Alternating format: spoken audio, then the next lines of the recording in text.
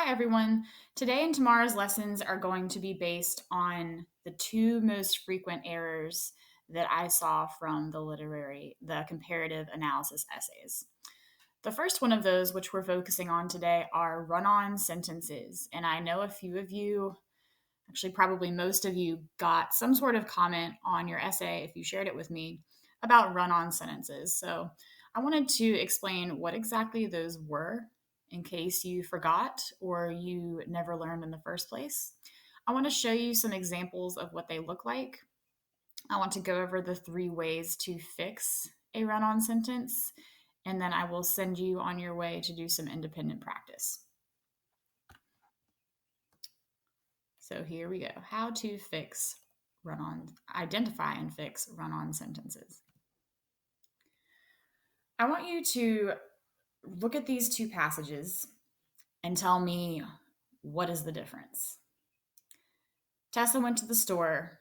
She bought 15 cartons of eggs, 12 jugs of milk, 17 packages of string cheese, but she could not find any sugar, which was the one ingredient her mom really, really needed in order to bake her cake, so she grew tired of searching and went home without the sugar. Her mom was upset.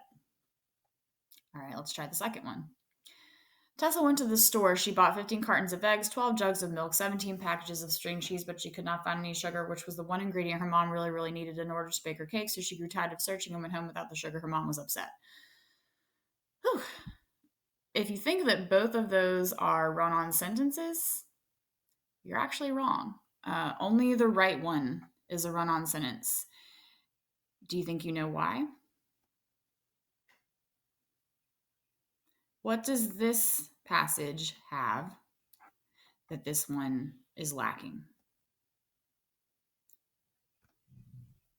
If you said punctuation, you are so correct.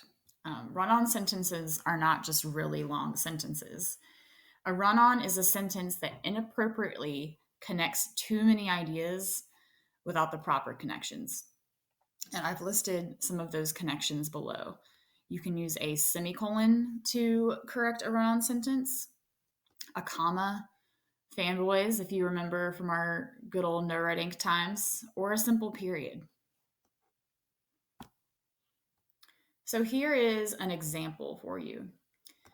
She went to the store to buy chicken. She also went to the store to buy apples. This is similar to a sentence that I might have seen in one of your essays where we're missing some punctuation, so it's a run on. So 1, 2, 3. I've listed 3 ways that you can fix a run on. The first is to split it into 2 different sentences, which I've done here. She went to the store to buy chicken, period. She also went to the store to buy apples. Number 2, you can use a semicolon between the sentences. We haven't really talked about punctuation that much this year yet. Semicolon's a fun one. They're used to separate 2 independent clauses, meaning basically 2 sentences. She went to the store to buy chicken, semicolon. She also went to the store to buy apples. The last way, if you can dig back into the recesses of your mind to pull out the FANBOYS that fanboys stand for, you can use one of those with a comma. Just a refresher here. F is for, A is and, N is nor, B is but, O is or, Y is yet, S is so. And it will help if you just repeat this over and over to yourself for about a minute or 2, and then I think you'll get it.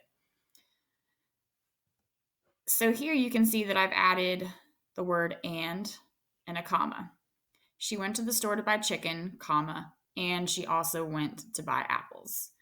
And you may have noticed that I deleted to the store because it's already set up here. You don't need to be repetitive.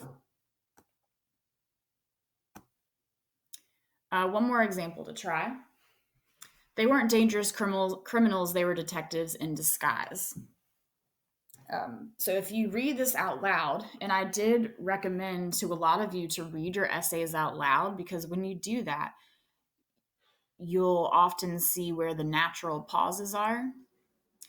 And if there's a natural pause, there's a chance that you need punctuation there. So when I read this out loud, they weren't dangerous criminals. Pause. They were detectives in disguise. I know I need some punctuation there. One way to do that is to split into two sentences. So I've added a period.